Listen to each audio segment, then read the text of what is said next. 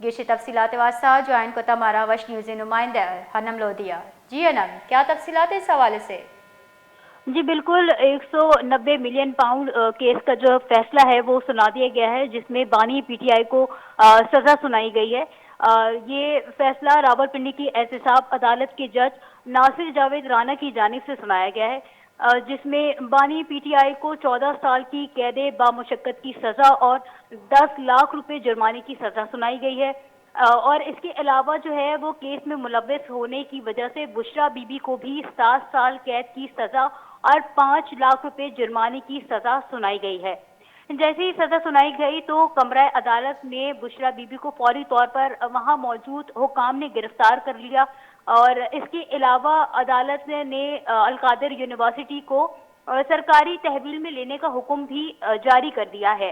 وہیں یہ بھی کہا گیا ہے کہ فیصلے کے مطابق جرمانہ نہ دینے پر بانی پی ٹی آئی کو مزید 6 ماہ اور بشرا بی بی کو 3 ماہ کی مزید قید ہوگی۔ جی بہت بہت شکریہ ہنم لودی تفصیلات سے آگاہ کرنے کے لیے۔